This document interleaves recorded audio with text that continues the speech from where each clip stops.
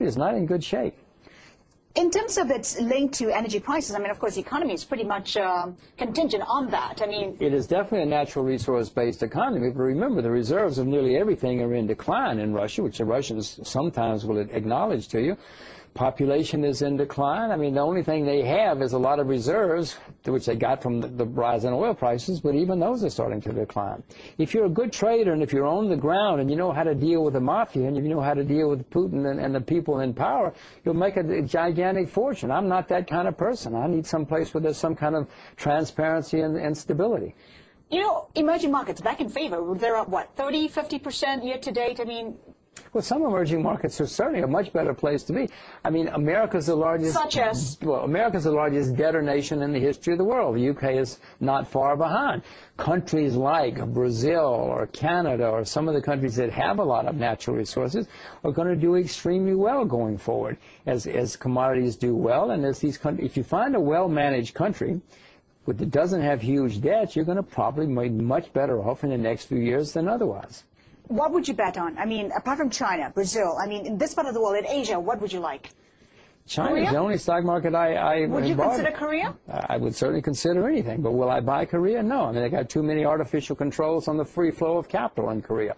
I own Korean shares, and then I got involved with all these bureaucratic nightmares that they impose on foreign capital. So I said, you know, I don't need Korea. I'll go somewhere else. But it's a wonderful country. There's a question here, another question, lots of questions. Prospects for North American natural gas. Why is natural gas on the back burner of U.S. energy policy?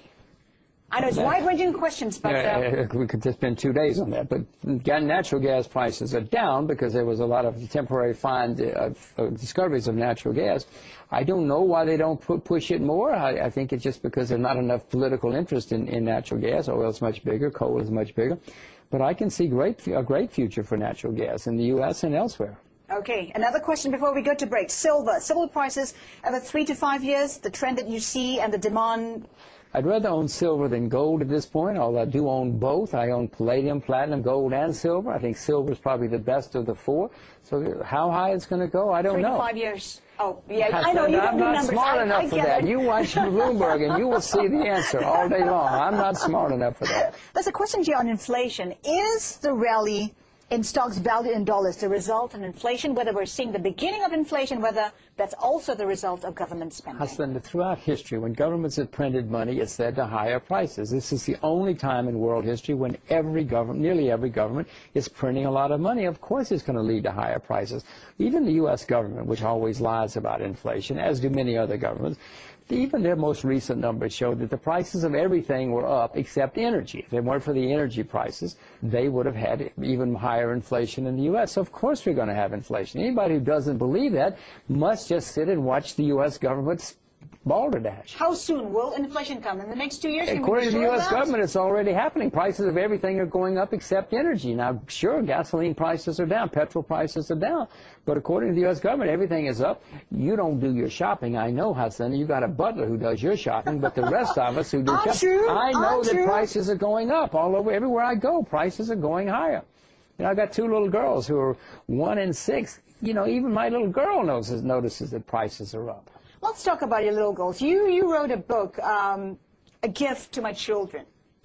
Your latest book. I mean, what's behind that? What's the message you're trying to... I came to parenthood late in life, and if I had a child when I was 20 or 30, it would have been a mistake for me and the mother and the children and everybody else. But fortunately, since I was older, I've learned a lot about life. Many of the lessons apply to investing as well. So I started writing these things down and talking about them in articles and things. So my publisher said, well, don't you put it all together into a little book? It's just a little bitty book. Anybody can read the book in no time. But it's a lot of the things that I have learned in life from my own mistakes and from my own successes and other people's successes. So these are things I want my little girls, but it's written for adults as well as for children. I hope it'll help us all have a better life someday. And I saw that there's a signed copy at Borders here in Singapore. Caught one yesterday. Further questions from our viewers, Jim. This has to do with euro dollar, now at 135.75. I mean, Do you see the pair dropping to 134? That's the question. And what do you think about this cross? Well, I don't know whether it's going to be 134 or 136 in the next month. I don't have a clue, but I'd rather own the euro than the U.S. dollar a year from now. The euro has horrible problems. Don't get me wrong. 10 years from now, there won't be a euro probably. But I'd rather own the euro at the moment than the U.S. dollar. Okay, we've been talking about commodities all through the morning. Another question here on commodities: what would you avoid? We know you like silver. I can't think of anything. No, I own gold. The only reason I hesitate is gold. The IMF's trying to sell their gold. Now, if they sell their gold, they're the second or third largest owner of gold in the world. It's not going to make gold go up if a huge supply comes onto the market.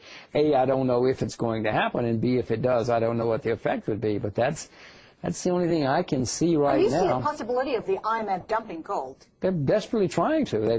They've said they want to sell it. They're running out of money. I hope they sell their gold so that we can get rid of the IMF. Once they run out of money, nobody's going to give the IMF money anymore, and then we don't have to worry about them.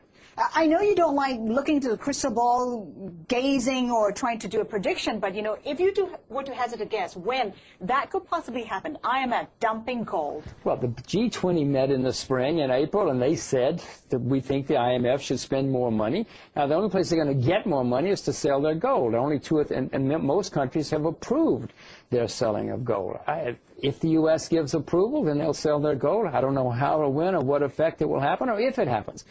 But if it happens, it's not going to make gold go up. Now, once they sell it, and that will be probably a great bottom, and I hope I'm smart enough to buy more at that point. I hope I'm brave enough to buy more at that point. In 20 seconds, I'm going to end on this question, which says, should I move to Singapore? I'm 63 years old, male with a 54-year-old wife. I mean, you moved to Singapore. I moved to Singapore. I think I was probably 63 years old when I moved to Singapore. My wife is a bit younger, but no regrets, correct? This is terrific as far as I'm concerned. I'm very, very, very pleased that we did it. We're very happy. So the answer is a yes, Jim?